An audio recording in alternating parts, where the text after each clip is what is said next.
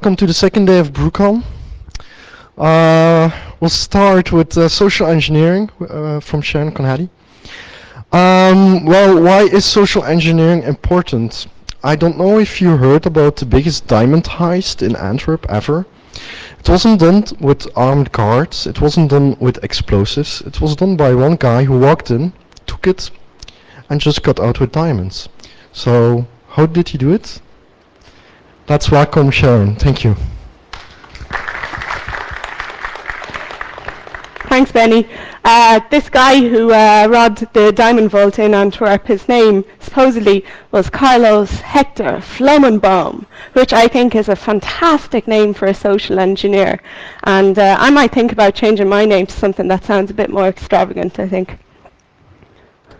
So first of all, thanks guys for actually showing up this morning. I appreciate it. It is extremely early on a Saturday morning, and I suspect there's some people out there who haven't even been home yet since last night and maybe are still a little bit drunk.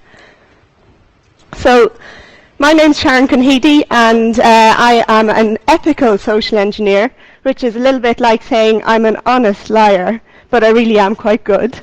I've been social engineering pretty much all my life, since I was a little kid, making my way into the cinema for free. And I have noticed that social engineering is a trait that has been passed down from mother to daughter within my family for many, many generations. So I've learned an awful lot about my social engineering skills from my mother, who's just fantastic. She knows nothing about computers, but her social engineering skills are superb. So I'm going to talk a bit about my life as a social engineer. I'm a pen tester and mostly do techie stuff by day, but in the past couple of years, particularly, there's been a huge increase in the number of clients looking for social engineering tests. And it's my favorite kind of test to run, especially when you've got an all-out attack, so you can get into a client by whatever means you can find, whether it's social engineering or technical attacks or a combination of the two. So I'm going to explain a little bit about how I run a social engineering test engagement, and hopefully give you some ideas on how to run a good ethical social engineering test. So computers are not always easy to break into anymore. Sometimes they are, as many of you guys know, but not always. And sometimes it's easier, or it can really speed things up, if you just call somebody up and ask them how to get access to their network. Or even better, if you can just walk in the front door and plug into the network directly. So organizations pour loads of money into making sure they have the best technical controls. They buy all the latest security products, they commission loads of pen testing, but more often than not, they neglect the human aspect, which, as we know, is the weakest link. If you can't go through the firewall, go through the secretary. So what is social engineering? Well, I have spent many years and hours of research looking up very, very trustworthy places to find out what exactly social engineering is. And actually it was a term coined by a Dutch guy in about 1894 who worked on an industrial plant. And he recognized that to run an industrial plant successfully, you needed to look after the machinery, but you also needed to look after the human element of running the plant. So he decided that you would need mechanical engineers, but you would also need social engineers to look after the human aspect of the plant. But a very trustworthy source that I spent ages looking up online tells me that social engineering refers to efforts to influence popular attitudes and social behavior on a large scale, whether by governments or private groups. So originally it's a term that comes from political science. And therefore, one of the best examples of social engineering that I could find was Second World War propaganda. This is one of my favorite pieces of propaganda, if you're allowed to say that you have favorite pieces of propaganda. So this poster dates back to the Second World War, and it was supposed to discourage American soldiers posted in Britain from picking up good time girls in London and around the UK, because there was a great big STD outbreak amongst American GIs that were posted in London. So I'd like to point out that although I live in London, I am in fact Irish. But governments still use social engineering today. Here's an example from the recent presidential election in the States. And social engineering doesn't always have a negative meaning. Sometimes it's really, really positive. And it can mean influencing social attitudes and behaviour in a positive way. And it's not just governments that use social engineering. Every single advertisement that we hear on the radio, we see on TV, we see online, that's a form of social engineering. Anybody recognise these email subjects? You might have received them around, I think, July 2007, when the Storm botnet was at its peak. And the interesting thing about Storm is that it was one of the first pieces of malware that used social engineering. So it used current events to try and trick people into opening the email. We've seen loads of examples of this recently. Particularly this year, we've seen loads of examples of swine flu emails linking to malware. I know people have seen tons of these. What to do if you suspect you have swine flu, click on it. Too bad for you. And that brings us on to social engineering from an IT security perspective. So Kevin Mitnick, the man who literally wrote the book on social engineering, says that it's techniques hackers use to deceive a trusted computer user within a company into revealing sensitive information, or trick an unsuspecting mark into performing actions that create a security hole for them to slip through. So we probably know it as hacking the human firewall. And social engineering is based on the principle that people are the weakest link. So why is that? Why are people the weakest link?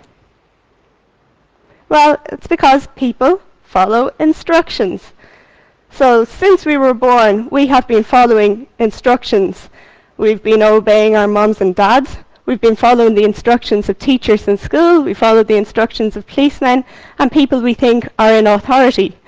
There was an experiment a couple of decades ago now called the Milgram experiment, whereby the volunteers were split in two. Half the volunteers were supposedly hooked up to an electrical voltage, a device that administered electrical shocks to them, and the other half of the room were told to keep turning up the voltage. And the guy who was telling them to turn up the voltage had a white coat on. He looked like a scientist. So when he told them to turn up the voltage to something that would actually kill the other half of the room, had it been a real event, they just kept doing it. So people love to follow instructions, which is really convenient for social engineering. We live in a very customer service focused society. People want to help. We speak to call centres where people's job is to help. We speak to reception where people's job is to help. But particularly with call centres, they are measured on, well, they may be measured on how many calls they get through. And to get through calls quickly, what do? You get people off the phone by helping them as quickly as you can. Social engineering may work because people are greedy. So what I would like to do is call up my target, say, yeah, this is Sharon here. I'm conducting a survey, and everybody who enters my survey gets entered into a draw to win a trip to Paris, something like this. And if people think there's something in it for them, well, yeah, they give you away information. You've probably all heard of the passwords for chocolate research that they often do in the run-up to infosec in London each year. So they stand outside a busy train station in London and they ask people to swap their passwords for a bar of chocolate. And although the numbers have dropped lately, I think it's gone down to something like 45% of people who swap their passwords for chocolate. They still do it. 45% is still a hell of a lot. Whether or not these people are giving away their true passwords, I don't know. Social engineering works because people do have a tendency to trust other people, which is exploited by social engineers. And that's a nice society we live in, where people trust each other. And it's very difficult to find that happy medium between a really nice society where people trust everyone and the other extreme where no one trusts anyone. In an organisation, we've got to find somewhere in the middle where people maybe are a little bit suspicious, particularly of strangers, but it doesn't make it a horrible environment to work in. I often find that social engineering works because people are complacent. If I really start bugging them for information, they just give it to me.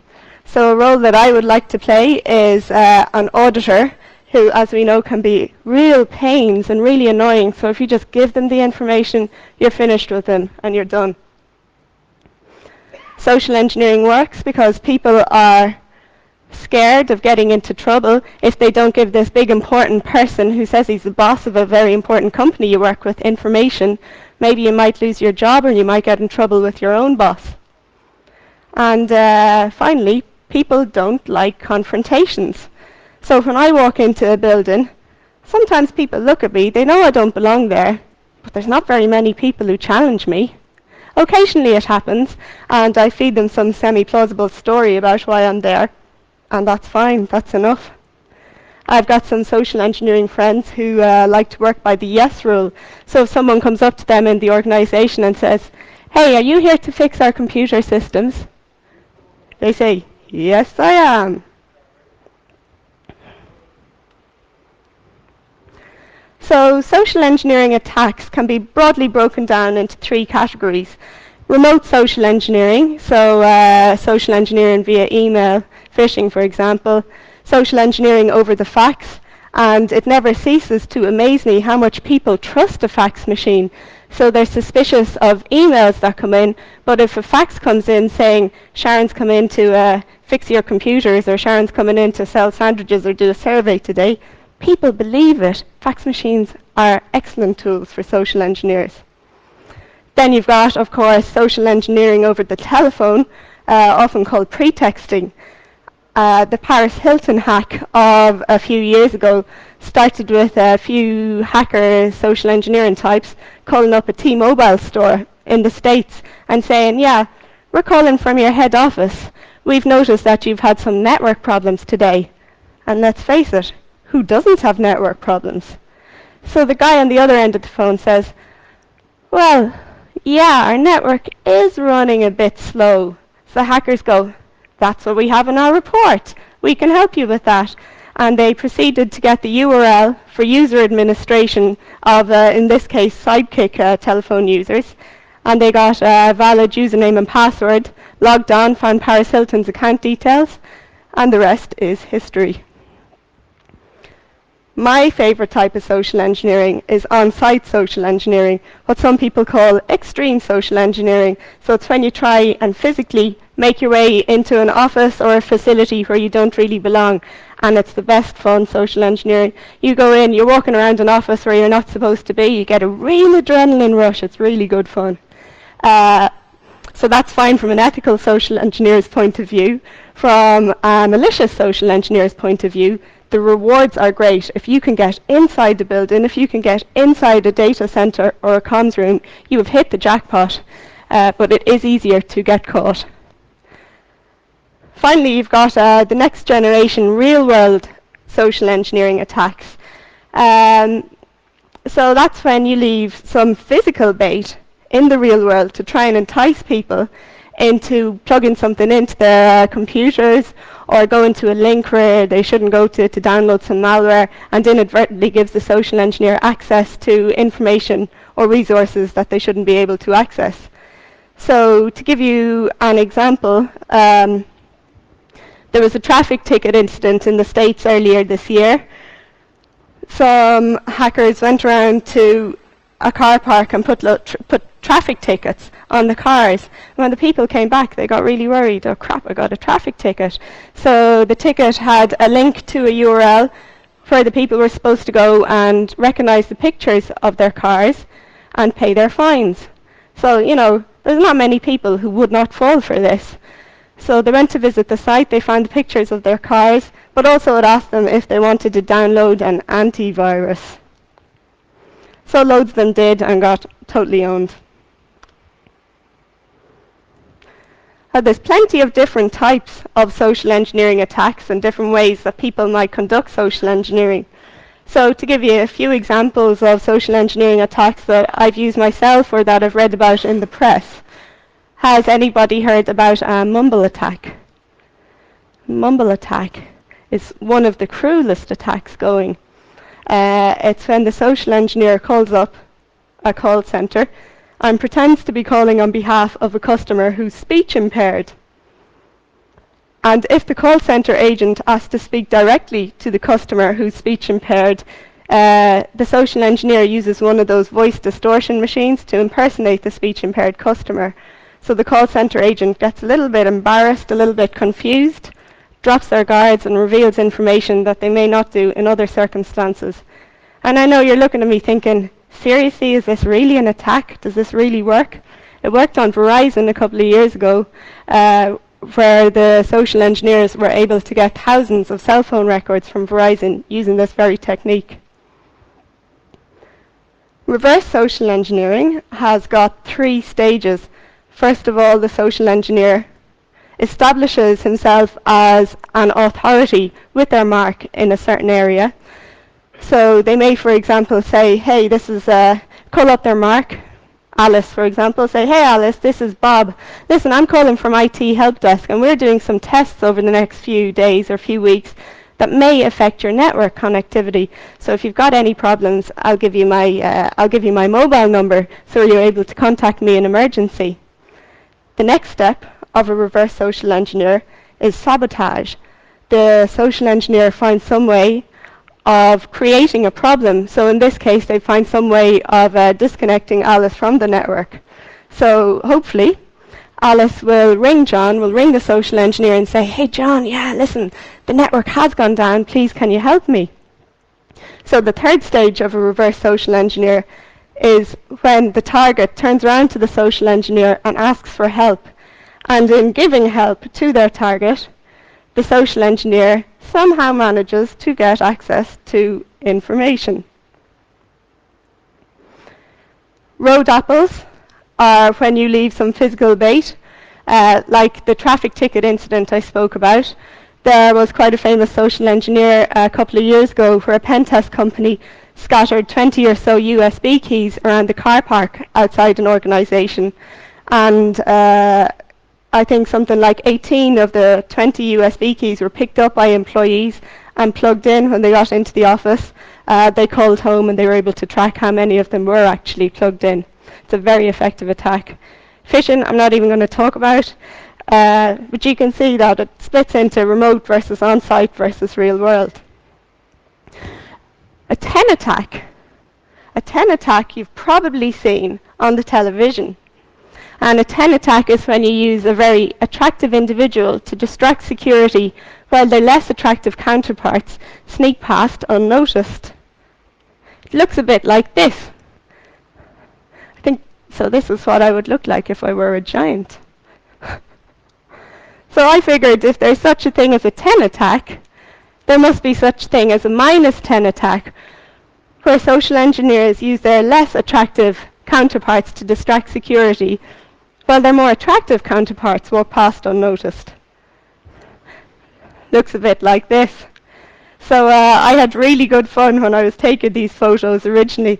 I went up to the security guard in this building and I said, hey, do you know what social engineering is? What do you think the answer was? No? So I explained what social engineering was and that I would like to set up a couple of photos. And I think that was the real 10 attack, distracting this security guard for about 20 minutes while lots of people could have walked past unnoticed. So I'm calling that the 10 squared attack. So is social engineering really a problem? Or is it something that people like me just like to do to get their kicks? Or maybe a little bit of both. But the problem with social engineering is that people who have been victims of social engineering often don't realize that they've been targeted.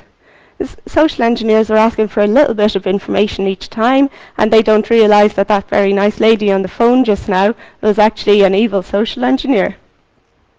So to give you a couple of examples, talk a bit more about the case in Antwerp. This Argentinian supposedly businessman, Carlos Hector Flamenboom, decided to open an account in ABN AMRO in Antwerp, where they look after and store lots and lots of diamonds.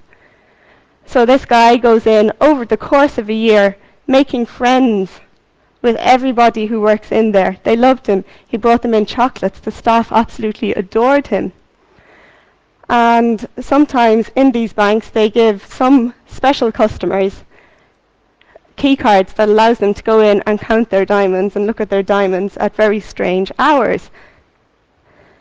So this guy, Carlos Hector Flummenboom, either stole one of the cards or somehow managed to get one of the cards, perhaps validly, and one day he goes in, or one night he goes in, accesses the vault, and walked out with over 14 million pounds worth of diamonds. I think, what's that, like nearly, at the time I think was nearly 20 million pounds worth of diamonds, just from being really nice and social engineering them. So this is what the spokesman for the Diamond High Council in Antwerp said about this guy. He used no violence. He used one weapon, his charm, to gain confidence. He brought chocolates for the personnel. He was a nice guy. He charmed them. So you can get a really long way with social engineering.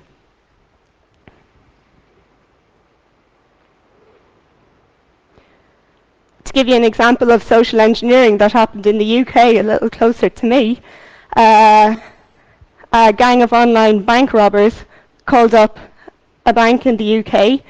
They'd identified a victim who was away on holidays. I don't know, maybe they'd read it on his Facebook or something that this guy was away on holidays. So they called up the bank, pretending to be this guy, and pretending that they'd lost their memory to find out where this guy held his mortgage. So they rang up the mortgage providers and they managed to transfer £60,000 from this guy's mortgage reserve account into his current account.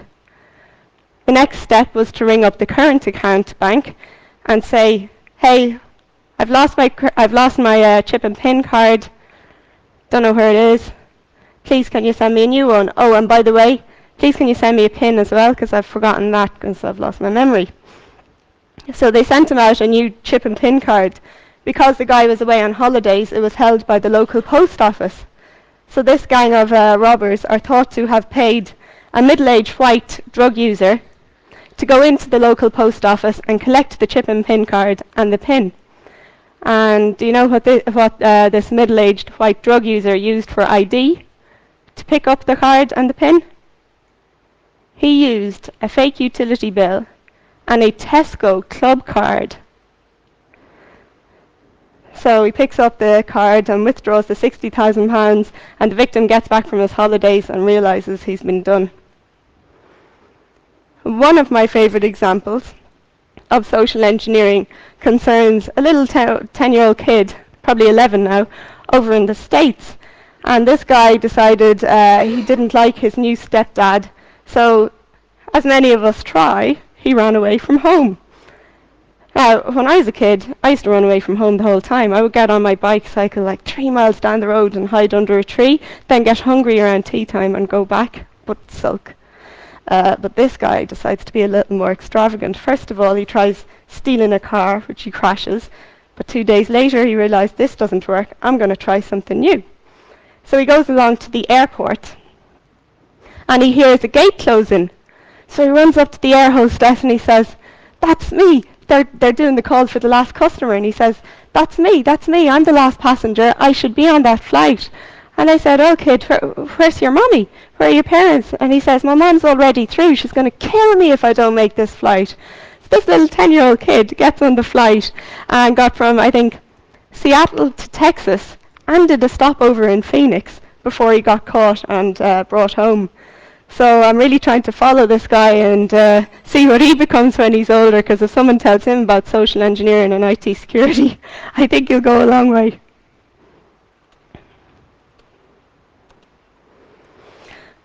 So I think social engineering is clearly a problem, and I think we've been reading more and more about it in the last couple of years. And one of the things you can do to help prevent social engineering is perform a social engineering test. Keeps people like me employed. And the idea behind performing a social engineering test is you test the level of both some physical controls and security awareness amongst your staff. It's really good for giving your staff practice at identifying the kinds of techniques that social engineers would use in a malicious attack. And like any pen test, it can provide you with really good recommendations on how to improve things. Now, when I get asked to do a social engineering test, it's often combined with a technical pen test in an all-out attack. So it can be really fun to do when you've got permission to do absolutely anything. So if you've decided to do a social engineering test, what do you actually do? What are the stages of a social engineering attack? So I like to break it down into 6 different stages. First of all, identify who your target is. Now, this will obviously be somebody who has commissioned you to do a social engineering test and with whom you have a contract to do a social engineering test. So once you've decided who you're going to target, you have to perform your reconnaissance and find out as much information about your target as you can in the time you have allowed to do the test. Based on the information that you found, you need to create your scenario or your pretext, the role that you're going to use to elicit information from people or to gain physical access to a building. You need to use your scenario and go in for the attack, and then you need to get out again, which is often easier said than done, actually. You could be in some really tricky situations in a building where you somehow managed to get in there, but you cannot get out there. You can't get out of there again. So I've ended up in some really weird situations just trying to chat with people in the lift so that I can walk out with them, or in one case I went into a big stadium and I couldn't get out again, so I had to join a catering tour of all these guys who were learning how to cook chips. So I had to pretend I was interested in coming in and cooking chips that weekend. I learned a lot because really I'm quite a crap cook, so I learned a little bit about what temperatures you need to put things at, and at the end I shook everybody's hand and said, yeah, sure, I'll be there to help you with your catering at the weekend. So it can be tricky getting out again.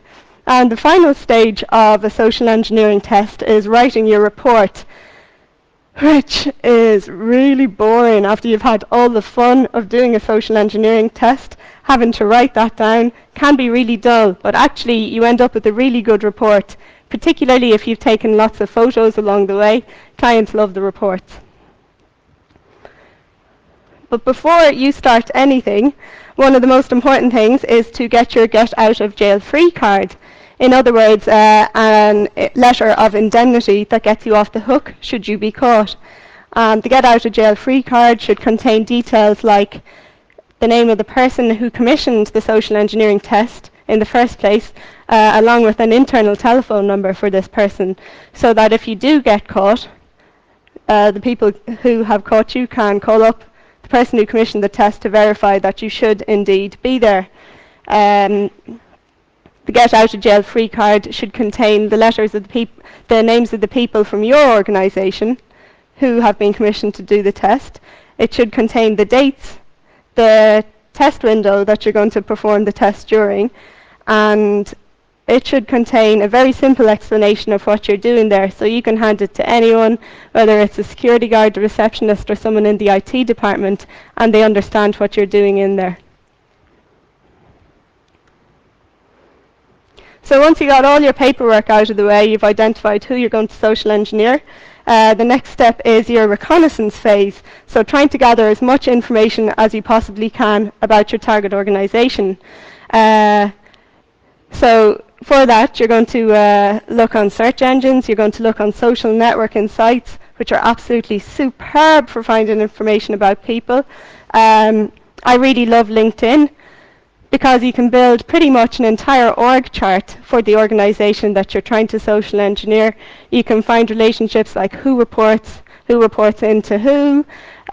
Sometimes now with this new Tripit plugin, you can find out who's away on holidays within an organisation, which is really, really convenient. While they're away on holidays, you can call up and say, hey, this guy Bob who's away on holidays told me to do this while he's gone. Can you please help me? You're going to look on the company website and the annual reports, and as you're going through these documents, you're going to make a note of each and every name that you come across, because maybe during your social engineer you might want to social engineer this person, you might want to pretend to be this person, Or you just might like to drop their name, particularly if you're finding details like who the CEO is or who very high-level people within the organisation are that might be written on the company reports. Job ads, employee CVs and employee resumes contain a wealth of information, particularly when it is ads for IT jobs within an organisation or it's resumes from IT staff. They tell you a lot about what kind of systems an organisation has in place. Similarly, developers love to pose questions to online developer forums. I'm trying to set up this firewall, I'm having a bit of a problem, how do I do this? So either you can research that firewall, try and find some technical attacks, or you could pretend to be the firewall vendor and call up and say, yeah, I'm just calling to see how you're getting on with our product, and somehow manage to get information out of them that way. Whois records are a classic for finding names of people who work within the organisation. Maltego, I know, has been talked about a little bit, and I think Chris Gates will probably cover some really good intelligence gathering techniques later on and talk about Maltego. But it's a tool that allows you to automate a lot of information gathering, and it allows you to visually represent relationships when you look up the individual that you're trying to find out information about. So there's loads and loads of places you can look to do your passive information gathering. If you're going to do a physical social engineer, a good place to start is Google Maps. Try and establish what's going on around the building you're trying to get into. But you are going to have to go to the building as well and case it out and look for ways that you may be able to get in. So you're going to have to look for things like, where are the security guards? Do smokers congregate in a certain area outside? In the UK, I'm absolutely loving the smoking ban because everyone has to go outside the building to have their cigarette breaks. So smokers will often find a way of not having to use the front door, just using a little side door that has no security controls on it, and just smoking away outside. So you can go along, smoke a cigarette, and often go back in with the smokers, or at least start up a conversation with them. A good one would be, oh God, the network is really slow today. So strike up a conversation and try and elicit some information from them. When you're casing the building, you're going to look for things like, where are the CCTV cameras? Watch staff movements. What time do they go in at in the morning? Maybe you could just walk in with them. Is there a popular spot for lunch? Maybe you could strike up a friendship in the local restaurant. Is there a coffee shop that's very popular? If all the staff go out at 11 o'clock for a Starbucks break and come back holding coffee, maybe you could come back holding coffee as well and walk in with them. Do the staff wear passes? Do the staff show their work passes? If they do, maybe you can get a photo, maybe you could clone one. Or maybe if someone has left one behind in a lost property, maybe you could even use one. Are there any unusual ways in?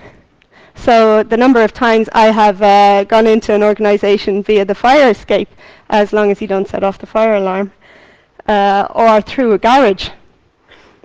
I've walked into so many garages and just used the garage entrance to get into the building because, they often have turnstiles or access controls through the main reception, but people want to take a shortcut once they get out of their car in the morning and go into the office. So once you've done all your reconnaissance on the organisation you want to social engineer, you need to think about what's going to be your story for getting into the organisation or eliciting information over the telephone. And sometimes your scenario does not have to be sophisticated at all. I would say in at least 50% of cases, you can just tailgate your way in, particularly if you're holding a couple of cups of coffee or a few heavy-looking bags with laptops in. In the UK, people are very, very polite, and they always open the door for me so that I can go in. But more security-focused organisations, like financial organisations, your scenario is going to have to be a little bit more complex. So a good way to lend an air of authenticity to your attacks is to use the right props and to use the right costumes. So a yellow jacket and a hard hat gets people a long, long way in social engineering doesn't really suit me, but it suits many of my colleagues. You can pretend to be security, you can pretend to be a workman, and you will get a long way with a yellow jacket. For me, I'd probably pass a little bit better as cleaner or something like that, so I might wear cleaner's overalls to get in, or I might look like I've got some important looking documents to deliver, and sometimes people let me in that way. Costumes are very important, and I'm sure a lot of you heard about the Craigslist social engineering attack last year. So this guy put an ad out on Craigslist saying he's looking for road workers or some kind of maintenance workers, and could those who are interested please show up the following Tuesday morning at 11 a.m. wearing a blue shirt, something like a blue shirt, a yellow jacket and safety goggles. So I think a dozen or so people showed up. And this guy showed up wearing the exact same costume, and he robbed. They were told to show up outside a bank. This guy robbed the bank. He accosted the armed car that was taking away all the money. So he took the money, legged it, apparently went down a creek on an inner tube and got away. And somebody saw him rob the car outside the bank. So when the police got along, they said, well, what did he look like? And this lady says, well, he was wearing a blue shirt, a yellow jacket, and the safety goggles. And there's 12 people standing around wearing this exact same costume. So I think it was a really fantastic example of social engineering. I think they have caught this guy now, so maybe we'll see what the real story was, I don't know. But talking about props, earlier this year the English Times published a list of the top 10 spy gadgets that have existed. So poison-tipped umbrellas are really cool, but for an ethical social engineering test or any social engineering attack, I do not recommend you kill or poison your target. Exploding rats, again, a good one. I know most buildings in London for sure have rats, so you never know if that one could be useful. Maybe not an exploding rat, but a rat with a little transmittal device that could transmit stuff out of the organisation. But my favourite one is the microphone in an olive, which I think is really cool and sophisticated looking. So if anybody knows where I can source the microphone in the olive, please do let me know.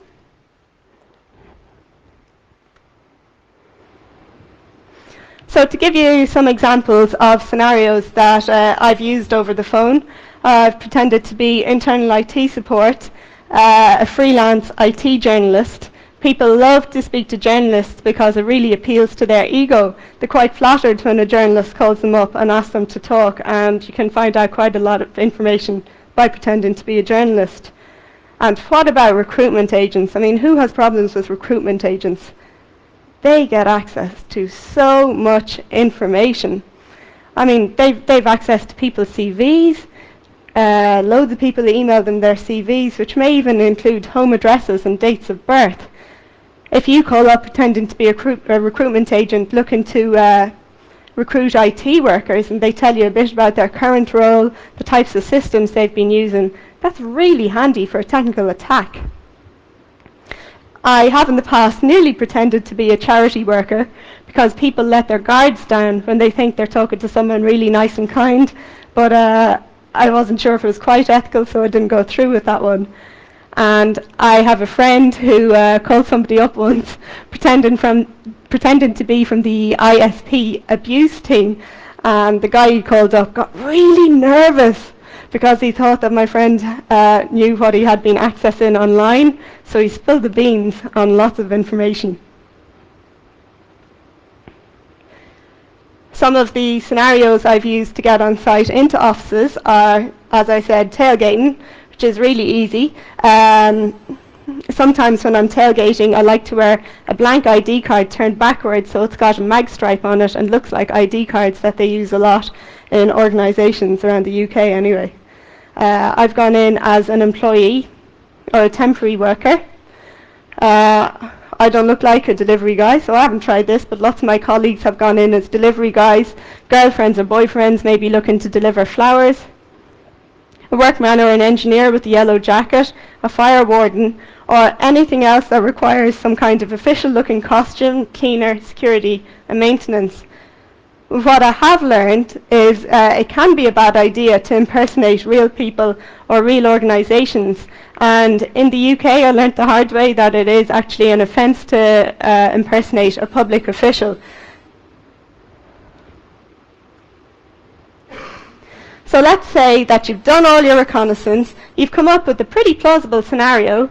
Now you're going to have to use your scenario and go in for the attack. So you've got into a building. What do you do when you're in there? So the most fun is to plug in your laptop and own the network. But more often than not, when I'm asked to do a social engineering attack, it's just a proof of concept.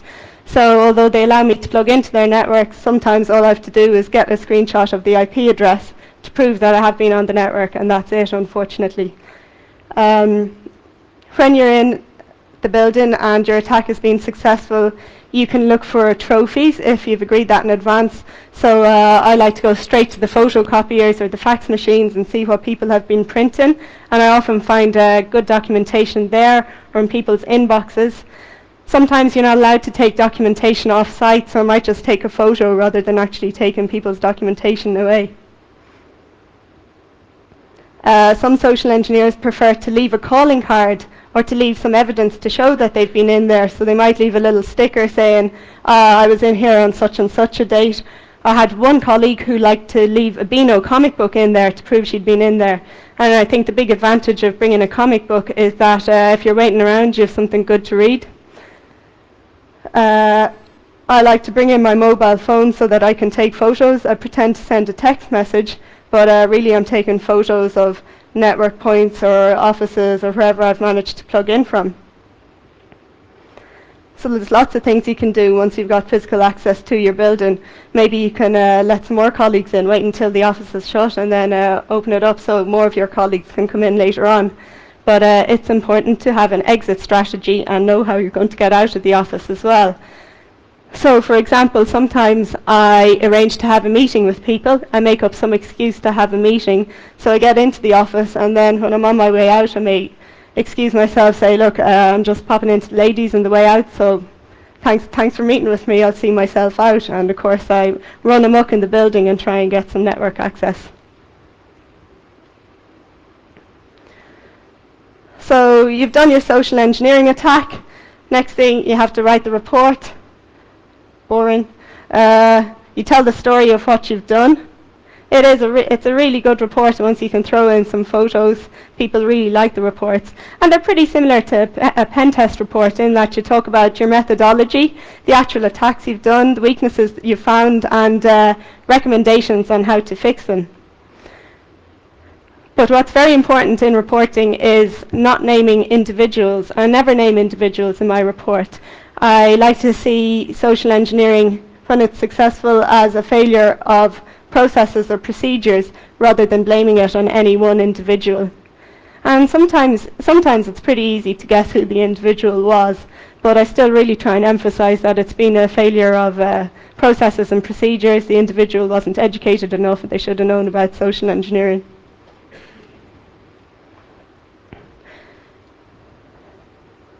So a few tips that I've learned throughout the years. I use a false name, but I do like to use my own first name, and that's so when people talk to me, I actually realise they're talking to me and turn around and acknowledge them. For the same reason, I like to use a similar sounding surname to my own. People often say to me, well, Sharon, you know, you're a woman, of course you're going to get in anywhere. And yeah, sure, it does help. There's certain scenarios, like I can play a cleaner, or I can really play the damsel in distress and ask people to help me out. It does help, but all the social engineers I know who are guys are equally successful, so we haven't yet reached that level in society where it matters if the social engineer is male or female, I think. When you're social engineering, you can flirt and use flattery. If you can make people like you, they drop their guards and they give you access, like Carlos Hector Flamenbaum. He worked for a year to make the staff like him. They dropped their security guards and he got away with all the diamonds. Sometimes I like to offer an incentive, and I don't mean bribing people. I would never bribe people during a social engineer, because once somebody has accepted a bribe, they're pretty much compromised already. You know, people don't like to have staff within an organisation who accept bribes.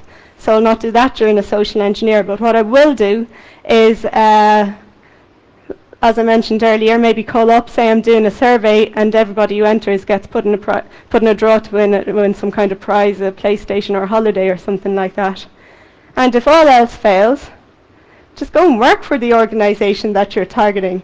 So unfortunately, I've never had the time to get a job within an organisation, but once I did go for an interview, and they brought me into the organisation, and I was able to own them from the inside on the back of the interview. So I think 2 of my secrets of success are understanding the balance of power within a social engineering attack. So a social engineering attack is about people. There's 2 people involved, the social engineer and their target.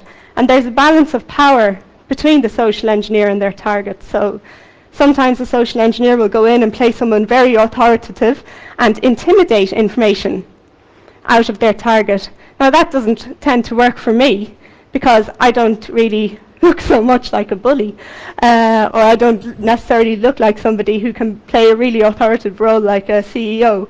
On the other hand, I play a really good damsel in distress, I play a really good employee on the job, or maybe somebody who's a little bit more submissive, a little bit more shy, and people give me information. But it's important not to go too far, so if you're really trying to play an important role and intimidate information out of people, you know, don't make them so scared of you that they dislike you so much that they won't release any information. At the same time, if you're playing a more submissive role, don't be a complete pushover. You do want to get to the information in the end. And my second point, time travel, is all about how to be an effective liar. So I've heard that some people have real problems lying. Now this comes as quite a surprise to me. So what I like to do when I'm trying to think of my role that I'm going to use to get into an organisation is to pick a role that I have some experience of. So for example, I've been a graduate, I've been a temporary worker, I got a temp job as a secretary when I was younger, so I know what it's like to play these roles. It makes it a little bit easier when people throw random questions at you to think back to your own experience and be able to answer the questions. So before I finish up, I'm going to talk about a social engineering attack that I did in London. I was asked to social engineer an organisation, physical social engineer, so the aim was to get inside the organisation and plug into the network from there. So I went along to do my physical recon of this organisation, and I thought, no way. I looked inside reception, there was about 7 receptionists there.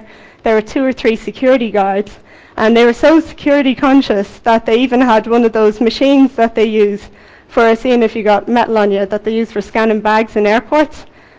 So I thought, oh my God, what am I going to do? There was no chance of getting into a smoker's entrance because the building was surrounded on 3 sides by water. So short of, rowing out to the back of the building and trying to scale it from the back, I just did not know what I was going to do. So I looked on this company's website. I spent ages trying to come up with an idea. And eventually I found that they had a graduate section. They're trying to recruit graduates into their graduate scheme. And they had 2 case studies from some recent graduates who had joined, saying how much they enjoyed the job, etc. So I got the names of both these graduates, and coming up with an email address is not difficult. It's like firstname.lastname@organisation.com or whatever it may be. So I gave it a couple of attempts, got the email address, and sent it to the 2 graduates, Alice and Bob. So Alice was out of the office at the time. I didn't get a response from her. I did get a response from Bob. But first of all, here's the email that I sent to Bob. So, hi Bob, I hope you don't mind me emailing you. And I go on to say what I'm looking for. I'm a graduate studying, I'm a final year student studying computer science, linguistics and French at Trinity College Dublin.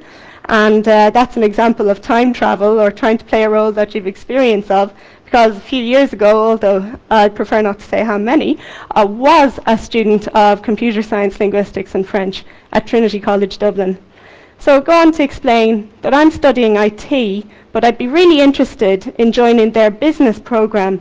I'm a little bit worried about joining a business program with my background, and am I going to fit in? So I'm trying to play this damsel in distress and suck up to this graduate who's, really kind of chuffed that somebody's emailing him, asking him what his experience of the job is.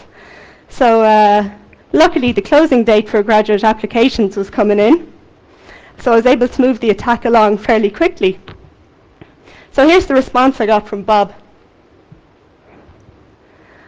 Hi Sharon, I'm very impressed with your guile in getting my email address.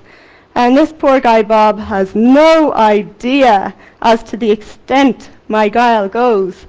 So you should not be at all concerned with whether your degree course is not relevant for the job. He goes on to say, I think the fact you do computer science is a benefit because you will have developed analytical and logic skills which are very important in analysing emails like this one. Also, your linguistics background demonstrates communicative skills that you will be able to use perfectly in your social engineering attacks. But it was the third paragraph when I knew that I was into the organisation. So Bob asks, there will be an area on the form asking where you heard about the job. If you put my name down, it'll show that you've taken time and initiative to talk to me, and it's something I would certainly mention to the grad HR team. So when I see this, I know that if I join this organisation, Bob gets a kickback, he gets a referral fee, he's going to get some cash if I join the organisation. So you know what I said about offering an incentive earlier? Well, there's something in it for Bob, so he's going to go out of his way to help me. So I email him back, hi Bob, thanks for replying. I flatter his organisation a bit, it's better than all the other organisations that I've been talking to, so I'd really like to work there. So Bob, I'm actually in London tomorrow and Wednesday for a last minute interview. Also I happen to live in London, that's pretty convenient. So I was wondering if it might be possible to come in for a quick 15-minute visit, not use up too much of your time, because, well, I don't really want to talk to you, I want to get into your network, and see the kind of thing you do in your company, and maybe go through some of my answers on the application form. So Bob, can I come in and meet you, or can I come in and talk to graduate HR? I really appreciate all your help. Yeah. If you need directions, just let me know.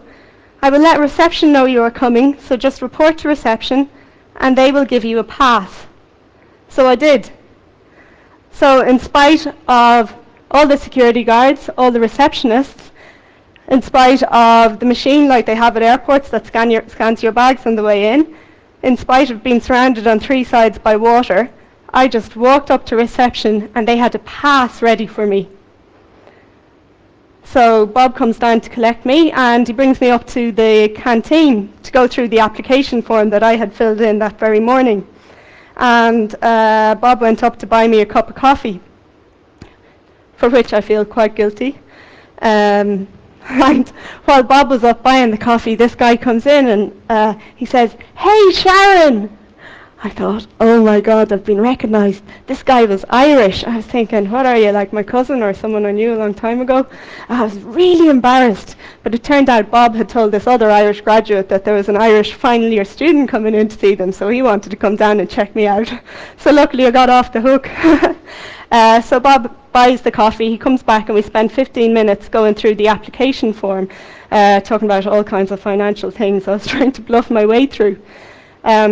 15 minutes was up and I said, well Bob, listen, thanks very much for all your help, that's been really useful to me. And he gets up to show me out and I said, well Bob, actually my flight's not for another couple of hours, would you mind if I just hung around and typed up my answers? And he said, well, we're not really supposed to leave visitors unescorted in the building. And I looked outside and it was a cold winter's day, grey sky, lashing rain. And I said, oh, please, Bob, I've nowhere else to go. And I tell you what, when I'm finished, I'll give you a call so you can escort me out. So he says, well, okay then, but just do me one favour. Will you hide your visitor's pass? And what a thing to say to a social engineer. So Bob left the canteen. I packed up, I got my laptop, I legged it, I found a meeting room and I plugged in. Got access to their network and pretty much owned them. I tried to get back into the canteen, but it was swipe card access, so I was stuck. So I had no option. I couldn't get back into the canteen to call Bob. So I went down to reception. And I think this was about 5:30. People were starting to leave the office. And who do I bump into at reception like an hour later? Only Bob. So again, I was really quite embarrassed. He says, Sharon, where were you? You were supposed to call me when you were finished. And I said, yeah, Bob, but you know, I told you I was in town for this other interview and they called me. So I went out to the canteen so I could have somewhere quiet to take my call. And I couldn't get back in again. And he said, oh, thank God, I thought you were running around trying to blow up the building or something. So poor Bob. So there you go, some of the things that can go wrong in the social engineering test. You may be recognised, it's a small world. As I said, the balance of power can backfire, so you mightn't be able to get the information out of people. Sometimes when you're new to social engineering and new to playing a role, some people really overcompensate and give tons and tons of detail, and that can sound really quite suspicious. And you may break some laws, so you need to be very aware of the local laws where you're going to do your social engineering. So you do need to be prepared. So I think I'm pretty much out of time, so what can you do to help prevent social engineering attacks? Well, it comes down to making your staff aware that there's a problem, that social engineering is a problem, and ensuring that your staff know what to do if they suspect they're being social engineered. And there's loads of different ways you can do this, but it's key to have an ongoing education and awareness program to keep your staff aware. Your security policy should hopefully deal with social engineering. You can vet your staff. It's really fun to get your staff involved, so especially to talk to people who would be targeted by social engineers, like maybe your call centre, reception, IT help desk, and ask them how they would social engineer their way into the organisation. It's a really good exercise you do. And above all, careful who you trust.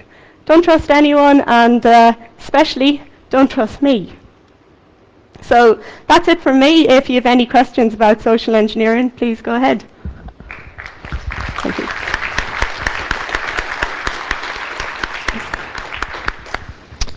Okay, we're running out of time, but we'll try to have 1 or 2 questions. Anybody? Too scared. I won't try and social engineer you back in the questions or anything.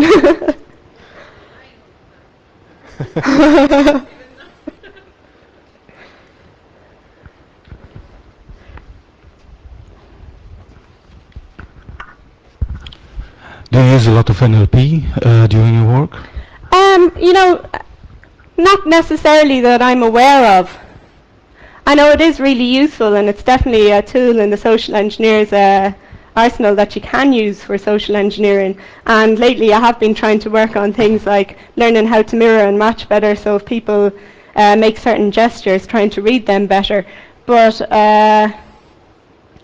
it's not necessarily the key part to social engineering. It can certainly help you, but it's whether or not you feel comfortable doing it, I guess.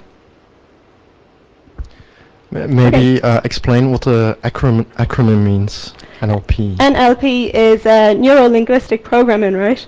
So if people make certain gestures, like if they hold their chin like this, the NLP person might copy them in an attempt to make them feel more relaxed, or to build up a rapport. So it's all about building up a rapport.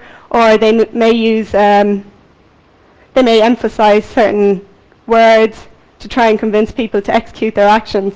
But I'm certainly not an NLP master, though it's something I would surely like to learn. Okay, thank you, Sharon. Okay, thank you.